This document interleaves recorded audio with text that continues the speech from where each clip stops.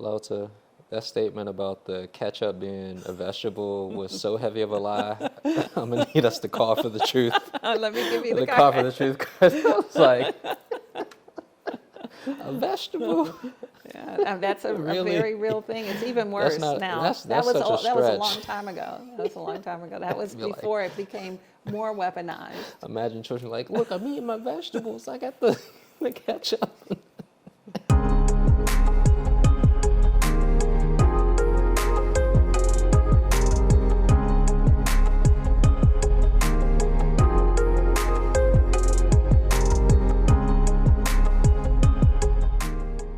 Welcome to Call for the Truth. Today, we will be talking about food and the circumstance we find ourselves in, all of humanity globally, in the United States, adults, children, newborns. And we'll be talking with Tarvars of the Sun. This is Tarvars of the Sun. I am LaOta of the Sun. And we'd like to talk about the idea of the truth in food. So to begin, Tarvars, will you call for the truth for us? Yes. And for those who are tuning in, we invite you to call for the truth with us. Should we call for the frequency of truth to come forth? Should we call to see the truth in all that we see? Should we call to hear the truth in all that we hear? Shall we call to speak the truth, calling forth the courage to speak the truth? Shall we call for nothing less than the truth to come forward into our experience? And the truth about food. So we were having conversations about this reality of what's really happening. More and more people are waking up to this reality that we've been duped as it relates to food. You have had personally a long history with food, healing yourself of disease, teaching others how to heal themselves, primarily through food. But the food that we eat is not really food. And also this idea of the corporations who have taken over the food. Yes. And how this is intertwined with big pharma. And then on top of that, the addiction associated with food, how we don't even recognize what real food is because of our palates. It's so used to chemicals. Yes. So there is clearly a need for shift, for changing, to take back our power, if we want to exist as humans, if we want a future generation. So where do you want to start with this? I think I'd like to start with the broad foundation of who's in charge of our food. Let's talk about that and then how that is changing. So we have many government systems that support and regulate and move forward agendas for how food should be dispersed to us in our grocery stores, in our school systems, in our medical systems. Like, we all know what hospital food looks like. Does that look like healing food? We all know that several years ago in the school system, there was not fast food. There was not Coca-Cola machines. There were not things that are currently there. And we know that the population is intently and increasingly becoming more obese. And it is not the fault of the consumer. It is that the food that would keep us healthy and well has been removed from our view, from our sight, from our stores, and from our consciousness by the approval of so many things that are processed, ultra processed, that have ingredients that other countries have banned, and that are being pushed forward through our medical and governmental systems as what's appropriate for us to eat. And I've spoken often about what's happening with meat and the culling of the chickens and the culling of the beef and the sick meat that has tumors that are being removed. So all of this is things that we've talked about before, but the very foundation of it is that we are not being moved towards health. We are not a nation that on any level that is looking for the health of the people. So there are nations in the globe that are more health oriented, like the Japanese, and they live longer than we do with less obesity and less chronic disease. So I think the first thing to recognize is that if you find that you are in a chronic disease situation, or that you're chronically overweight and the doctors are telling you it is because of your lineage, that is not necessarily the case, because the contributing factor of food counts. So processed food is poison because it has no nutritional value. So it ends up not adding anything to your health. So there is a famous understanding that has come to us through ancient times, when the Essenes, which were the wise ancient beings from which the Christ was taught during his absence before he became Jesus the Christ, when he was asked, what food should we eat for health?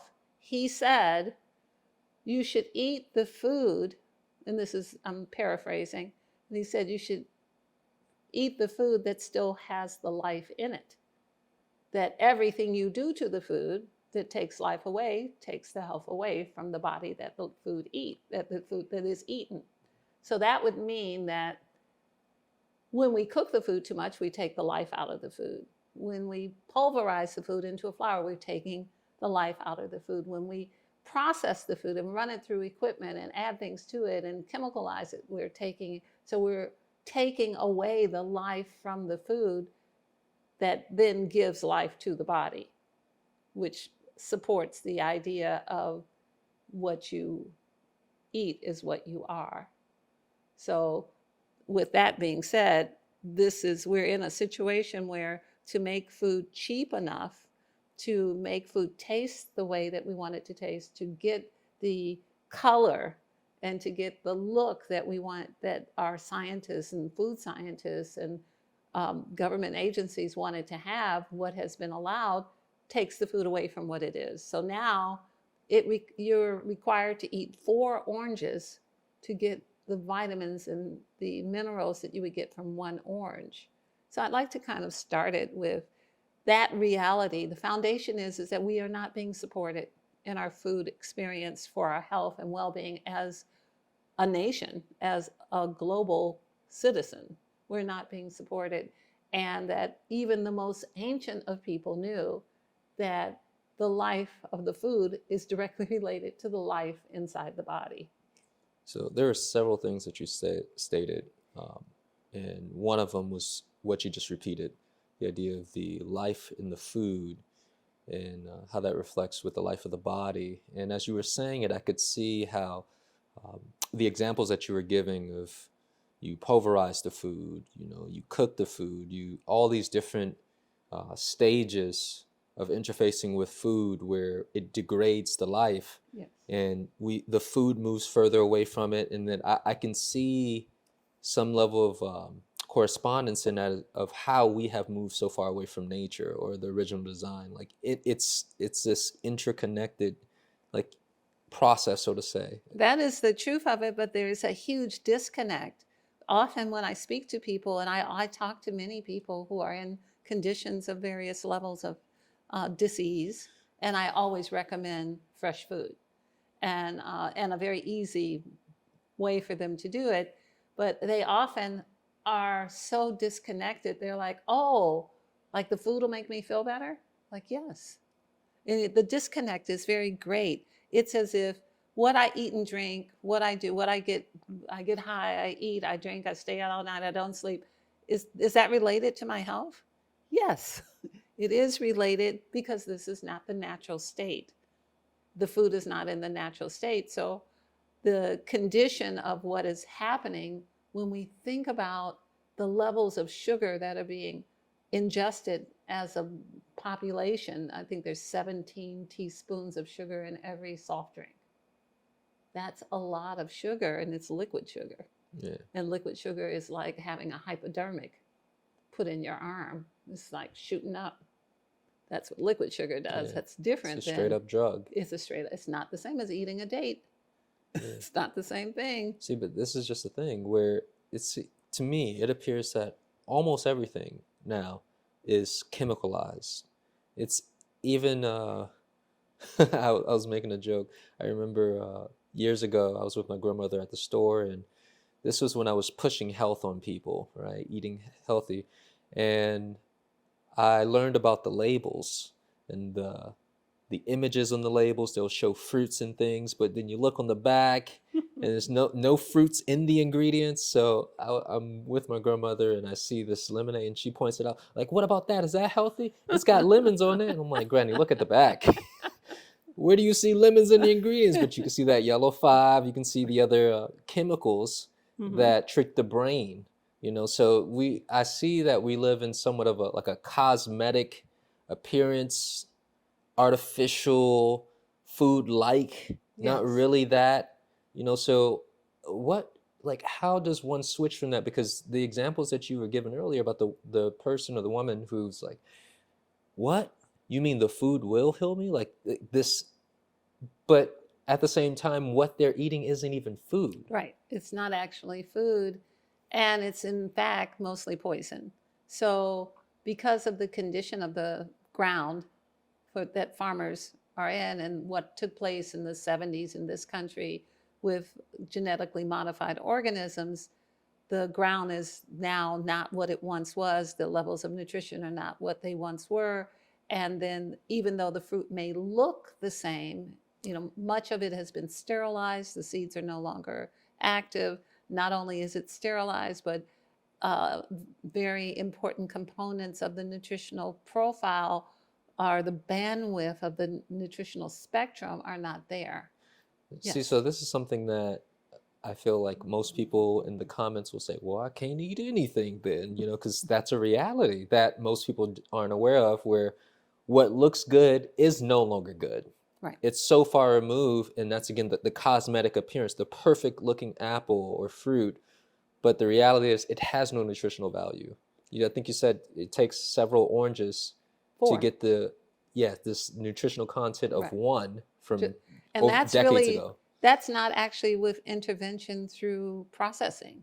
That's from the ground. So then when you take it and turn it into orange drink, when you cook it, you kill the natural through the pasteurization, and then you add chemicals to shelf stabilize it. That's not a natural thing. Living things live and die. They don't just live forever. But that escapes people. People like drinking their own, like they might drink, I'm not going to say the names of the corporations, but they might drink something that looks orange and it says orange juice. But if you look at that small print, 0% juice is in it. Or like 0.234%, thinking that, so this is somewhat of a wake-up call. This is a re-education for most people. And I often, I have right now clients whose children don't drink water because at some point they introduced something into the diet, and then the child rejected water after they introduced it, and then they did not insist upon the child drinking water. We must have water.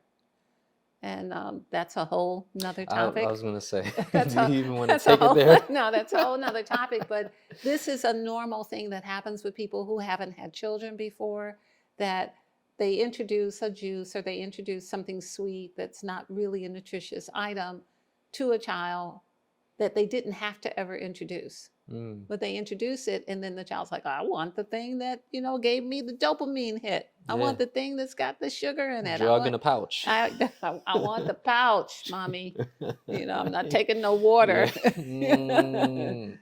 So, and of course they have great range of difficulty with children. And of course the children must have water or they'll be dehydrated. And it's very serious. Dehydration is quite serious. So this disconnect from understanding that just because you drink whatever the drink is, because there's all of them, whatever drink you're buying in a jar, that's pasteurized and full of sugar, and you give that to a child, then the child then doesn't want the water, and they must have the water for their systems to work. And there's this huge disconnect.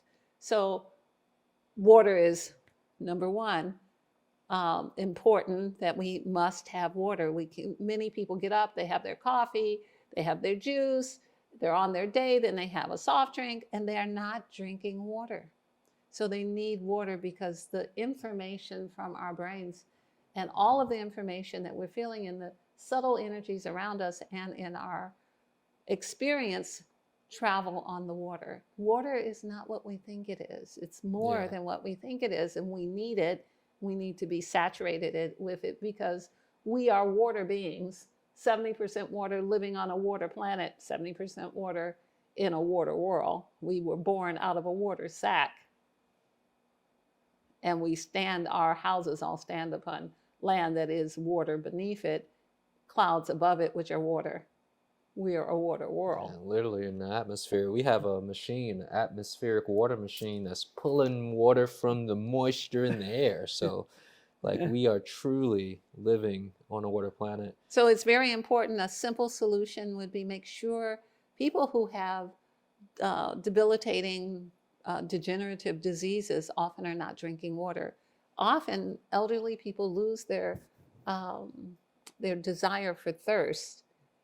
They lose the reflex that a child will have, like, I'm thirsty, I need water. The older people sometimes lose that reflex, so they have to have water. Like, this is how much water you drink every day. Put your water in front of you and drink it all by the end of the day. Why? Do you know why is that? Or it has to do with none of the systems working properly. Gotcha. This is just another level of disconnection from the self and from the body, where the body wants the water, but since it hasn't been given, it may be holding on to water. There's a variety of different things that can happen. But simple things that can begin to be solutions for us, even if our diet is still full of processed food, is start drinking water. Drink more water. Talk to the water. Raise the vibration of the water. Ask the water to come into a higher frequency so that it can help you. I like to give the solution of have a smoothie with fresh fruit, about 16 ounces, because fruit is cleaner. And if you have too much of it, you'll begin to detox. You may have a runny nose. Then eat a salad with all of your favorite things on it, all the things that you like that are fresh and salad. Make a salad dressing that is not processed, that didn't come from the store, that is not made with soybean oil. Have that, maybe some fresh lemon on it. Eat as much as you want. You'll lose 1 pound a day. And this is a tried and true. I've been recommending this for years. Everyone who is having a issue with weight can easily do this. Then have a cooked meal at night. A normal cooked meal that would be maybe if you eat meat, then no more than 6 ounces of meat, a vegetable, and you may have a light starch. And then you're not hungry. You're eating all day long. And you're taking care. It's not complicated when you think about what can you go into the store and get. You can get guacamole, you can get salsa, you can get coleslaw, you can get broccoli salad, you can get all of those kinds of things that are already made, that are not processed, that are still fresh live foods that will give you the life that's in those items. And in the beginning, it may taste different to you if you have a diet and your palate has become one of processed food. Introductory energetic clearing. This shamanic clearing specifically targets addictions, negative thought forms, anger spheres, and more. Of the Sun cleans and clears the primary things affecting our energetic body and gives us tools to support our healing journey. This service is priced perfectly for your regular energetic maintenance. Recommended use is once a month. For more information and sign up, visit ofthesun.com. So that's what I would recommend as a solution. I think much of this sounds very practical, within arm's reach. Yes. I'd like to maybe dive a little bit more into the process of someone transitioning if they've lived a life full of chemicals, and then the idea of really putting life inside of them finally. Like, would you speak to what does that look like in terms of time frame, like in the body adapting, and what that looks like for different ages, because there's different ages. We were just having a conversation of how when you knew about it, I was probably 12 years old or something, but Right. I didn't get into it until like my early 20s. But I had 20 years in of eating KFC and whatever else. Even just saying the name, like, oh gosh, I need to go detox because I don't know if it's all out of me. But back to the point, like, what does that look like for the person? Are there difficulties? Is it smooth, or is there something with the thought process as well? Does that impact Yes. how the body takes in the food? Absolutely. Everything is a factor. Doing this without wanting to do it is a waste of time, because then you poison the experience of the living matter, your living matter and the living matter you're trying to bring in. So there should first be a desire to move into a different framework. Like, are you willing to change? Of course, I come up in a time where the things that were given to us, it's amazing I'm alive at all. People were eating, when I grew up, people ate chitlins and they drank carnation canned milk, and people ate all kinds of things, Velveeta cheese. These are the kind of things that were in the lexicon when I was growing up. And I did not grow up in a healthy household. My mother would say, go get us Italian beef, or go get barbecue rib tips, or go get, or she was making chocolate cream pie or frying donuts. And so I grew up in the American experience. I feel like your generation was the end of strong constitution. That's where it just, because I can't do that. I will be taken out. I'll take myself out early. Not only you, but my relatives didn't make it. See, that was the end. It was the last rodeo. They did not make it. And I saw that they were sick and debilitated. Yeah. And I chose, I also left home early, where I was responsible for my own food, and then figured out through research and investigation, and later as a nutritionist, later, worked with people to heal them with food. So to answer your question is that I come from the same pot of soup we all come from. I've eaten all the beige food, that the biscuit, the gravy, the mashed potatoes, the French, all the beige food that has no nutritional value. I've eaten all of that. I no longer eat it, and I have not eaten it in 40 years, but I did at one point. And I saw what happened to the people around me. And I have not had that experience since I've been eating the way I am. And I've also seen many people heal, also lose enormous amounts of weight, and not have dramatic side effects. Would you also speak to the idea of cravings? Because one of the things you said was, I used to eat that way. I do not eat that way at this time. And I understand that sometimes when people are in transition, that the chemicals calling on them, like, ooh, man, Chick-fil-A and whatever else that's chemicalized. Yeah. Like, what does that look like for the person? Does it become a point in time where we're like, I don't even want that? Or is there still like would be nice? It's different. 40 years ago, the food was not as chemicalized. It wasn't weaponized against us in the way the food is weaponized against us now. So even though it did take out all of my relatives, that was in its infancy. It is full-blown weaponized now. So if you're looking at Chick-fil-A, Chick-fil-A uses something called umami as a flavoring, which was known previously as monosodium glutamate. And that is a psychotropic drug. They have it in the French fries, they have it in the bun, they have it in the chicken. And if you eat that, even if the chicken were rotten, which I'm not saying it was, your brain would think it was fine. And so everything has been weaponized. People, have you ever noticed how long the lines are around a place like that? Yeah. It's not the same as other fast food restaurants, which are equally as egregious in their own ways. But that particular one that you mentioned, it's because they're selling psychotropic drugs to our children with little cows. Yeah, and people will wait 30 minutes to an hour for their hit. Yes, and so this battle with the food is not what we think it is. It's more of a cousin to us. It's more of a living consciousness that has come here to serve us. We don't, in our shallow understandings, we don't recognize what it is, so we don't thank it, we don't call it forward, we don't ask it to return to its blueprint. We are not in communion with it as we should be.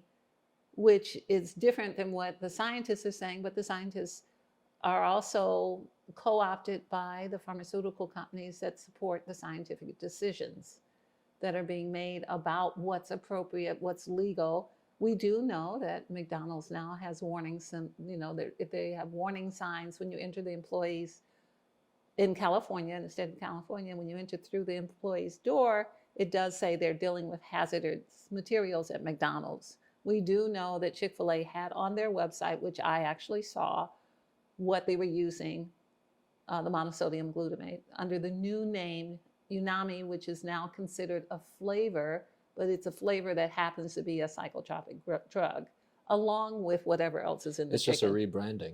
It's a rebranding. It's the same thing. It's just rebranded. It's marketing and propaganda. So there's so many different things you said, and where I kind of want to go, not sure if we have enough time for exploration, so it may be a part 2. You wanted the part 2, 3, 4 anyways. But this idea of how we look at food, how it was co-opted or taken over, hijacked. So we know, and most people watching have some idea about Rockefeller, pharmaceutical, the medical industry, the attack against all things natural. But it's even deeper than that. Like you said, we don't even really know what food is. And this idea of, like, you gave an example of how we think about the food that we're digesting will impact us. Yes. That's a whole nother level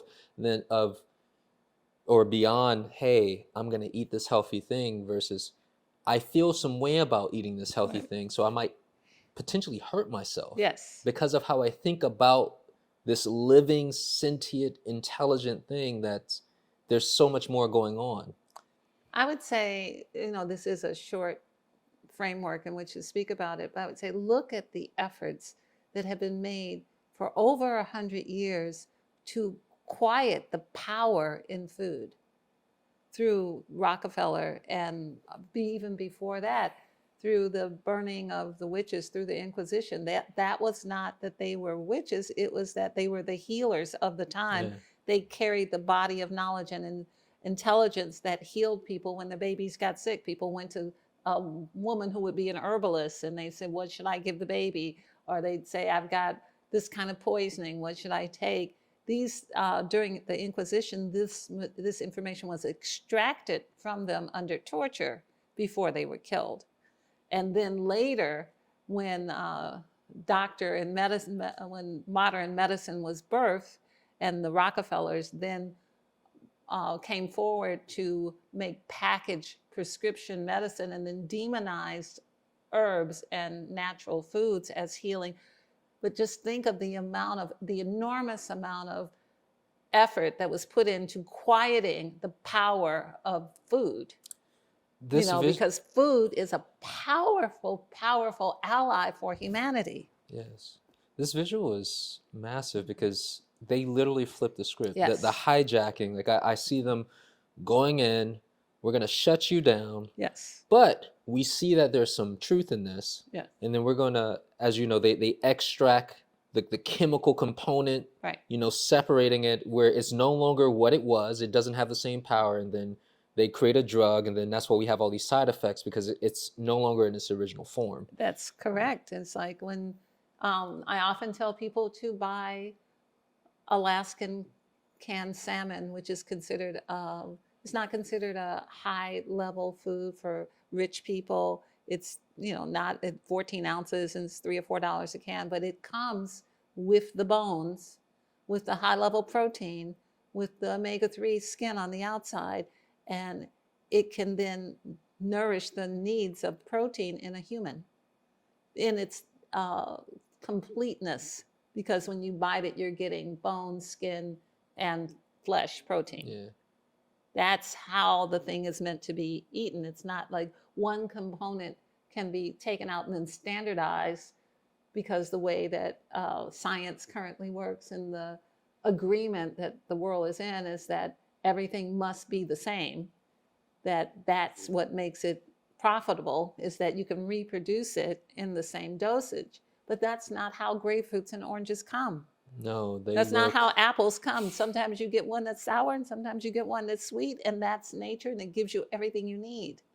So we have the artificial experience of duplication, of replication of the same thing over and over again, does not allow for the bandwidth of what needs to happen in your nutritional spectrum.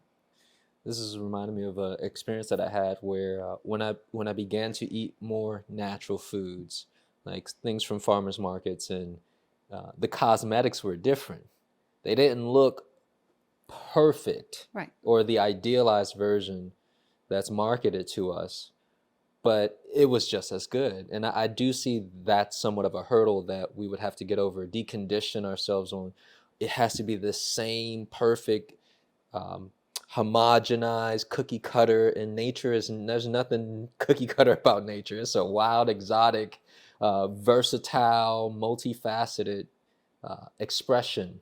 And that has carried over in the way we think of each other as well. Like we want everyone to look the same way and Yeah. be the same way and have the same size behind and the same size breasts and same kind of hair. And we're willing to buy the breasts, the hair, and the behinds to make everybody the same. Barbie doll.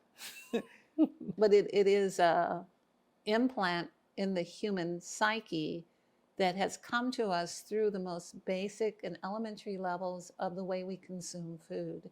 Yeah. The first two books I wrote were about blood typing, food combining, different kinds of foods, which have now become very mainstream. I wrote these books a long time ago. The idea of what structured water is, what it looks like to have quinoa, what chlorella seaweed is, all of these different ideas that now are in the mainstream and people are aware of them, but the majority of people are inconvenienced because of what is near them, that they cannot find something. I was in a Target, and I think I mentioned this on another podcast, looking for a condiment. I was looking for mustard that did not have something that was poison in it. I was looking for it without vinegar, without white vinegar. And what I couldn't find it. The entire store was empty. It was a huge store. I felt like I was wandering around in a warehouse, going through all of the shelves. I'm looking at all of the ingredients on the nut butters. I'm looking at all the ingredients on, different ideas, trying to buy something. And I had left empty-handed. I couldn't find a product that was clean enough for me to eat in that store. And the produce department is unknown unless you know how to speak to the produce. By the way, Target's has openly admitted that they're working with a pill for their produce. So that too. I mean, I feel like they are fully anti-life, from the condiments to the I can't even call it living food because it's not. It's not living food. Well, between them and Walmart and the exploding watermelons and the idea that now COVID is in the water supply, we really need to be mindful. We need to be speaking to our food. We need to grow up to the fact that everything is not nothing, that the food is something, and that the food is made from the same things that our bodies are made from, that come from this planet. All of the elements on the periodic table that we are made from, they are made from. The onion is not that different in chemical composition and DNA structure than a human, nor is a plantain for that matter. There's a lot of similarity in our DNA profiles, and this is very much misunderstood in the third dimension. So we don't have the proper reverence for self and our own bodies and the responsibility to keep them working so that we can complete our task in this body, nor do we have the proper respect for what happens or how we think about the food. I'd like to tell you a story about my grandson. My grandson called me, and we were talking, and we were on FaceTime, and he saw I had a basil plant on my desk. And I said, "Oh, do you want to talk to my basil plant?" And he says, "Yes." And he started talking to the basil plant in his head. And I said, "What did the basil plant say to you?" He said, the basil plant said, "I like being here with your grandmother because she clears darkness, and I grow better, and I'm going to taste better." And so then my grandson asked it, "Well, won't you be sad if she eats you?" And the basil plant said, "No, that is why I am here, and I'm going to taste so much better. Like what we apply to ourselves, we apply to other things inappropriately. We think, because we're afraid of dying, that the basil plant's afraid of dying. But the basil plant's purpose is to feed us. And it knows its purpose, and it's in its right place by wanting to be the best that it can be in its own experience. And I think that really says everything. Yeah, a lot of what that Yeah. story encapsulated, as well as what you were stating previously about the relationship with food and our interactions with it, I see this idea of the oneness has been fragmented. You know, even in the idea of the scientist dissecting a piece out, the separation, the fragmentation of a thing or a whole food into a chemical, even how we perceive it is fragmented.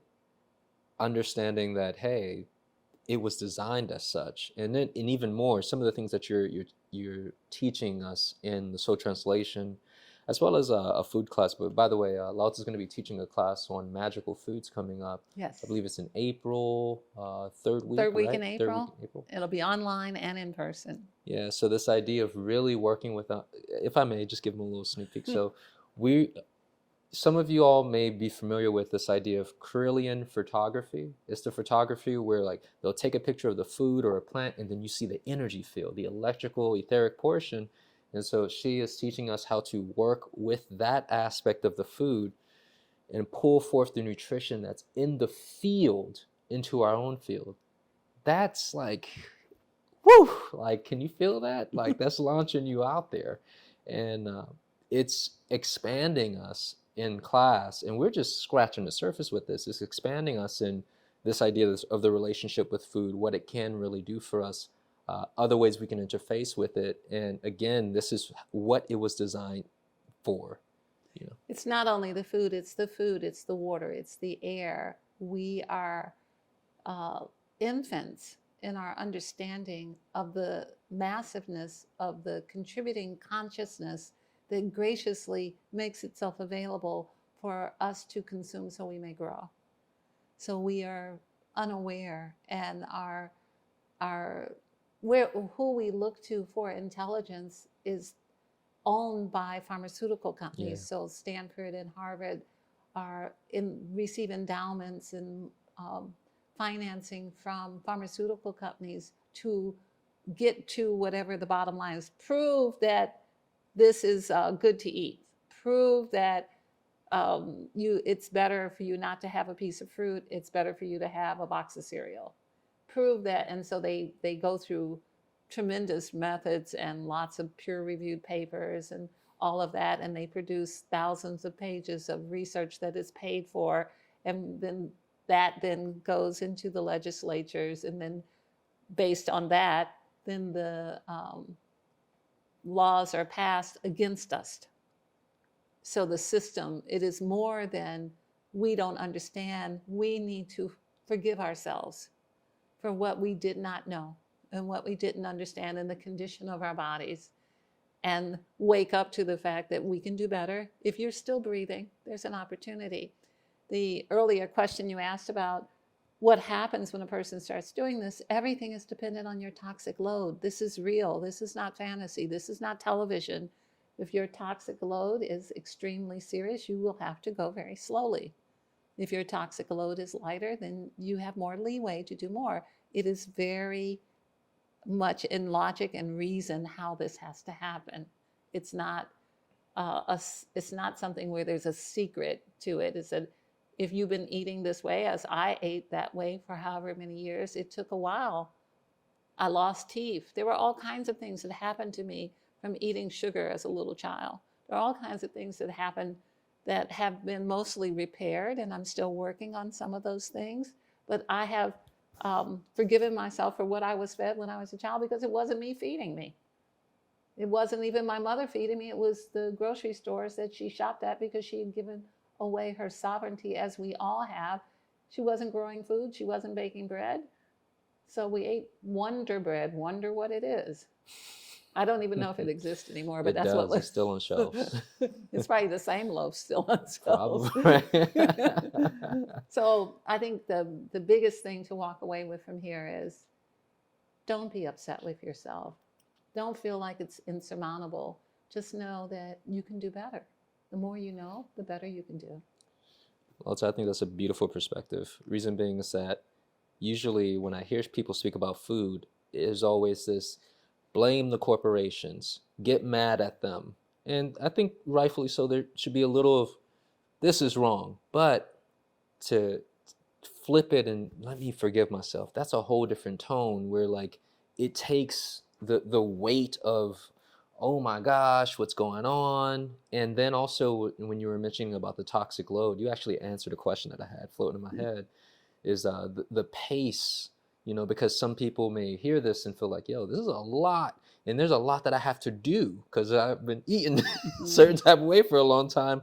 But, starting off somewhere, a little, but just making the changes where we can. And Yes. Again, that forgiveness component, I feel the power in that where it allows the person to move into it. Remember, science is not your daddy. You're going to need to be your own resource for how you determine what is good. It is, as they said in the school system, that a package of ketchup is a vegetable. It is not. It's up to you.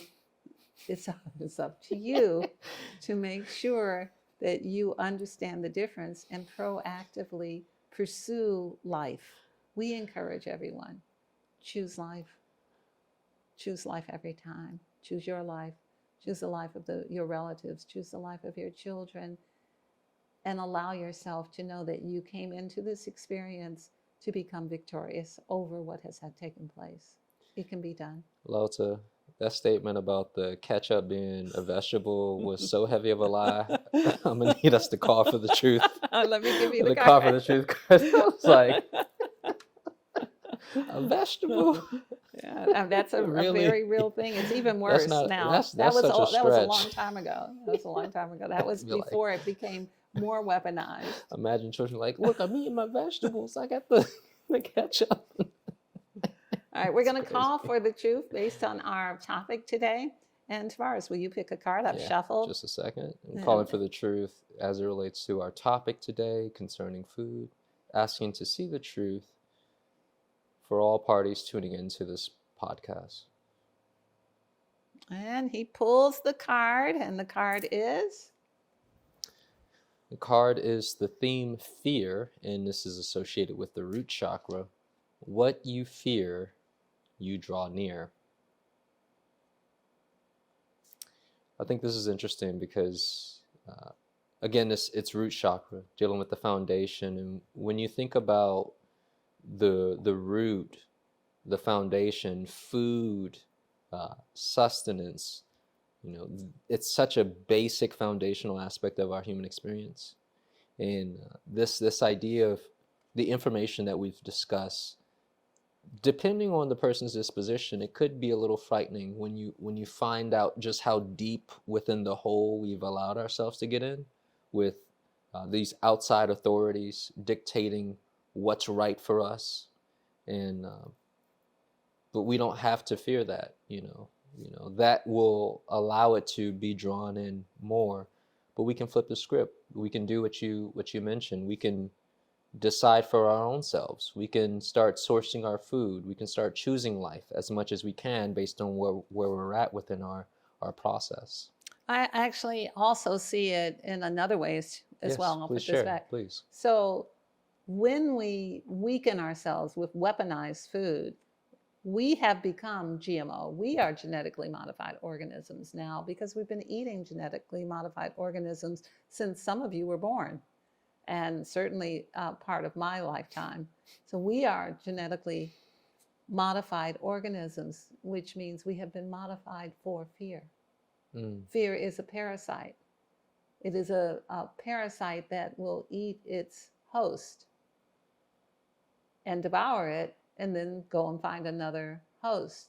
So we, in the same way the fields have been made weakened And now pests can come in and destroy fields when they originally used genetically modified organisms to kill certain pests. Now the natural ability of the soil to retain its power and overcome things is gone. Yeah. So has that happened with us. The natural life force within us that can withstand and grow beyond being afraid of the authority that sentences us to beige food with no nutrition and sentences us to our children being on drugs because they're not being properly nourished. That is the fear that this food situation has brought us to. So humanity is in the grips of fear because we don't have the nutrition that would feed the brain that would let us think our way out of this. That's why we need to forgive ourselves and begin to eat the food as an ally to strengthen our thoughts and our minds so that we can grow beyond this instead of taking more drugs to reduce the fat from the food that is not actually food. Yeah. So You gave us much to digest today. thank everyone for being here. We're so happy to have you. We'd like to leave you with honor, respect, and gratitude. We hope to see you back at Call for the Truth. In Lakesh and Veritas, oneness and truth.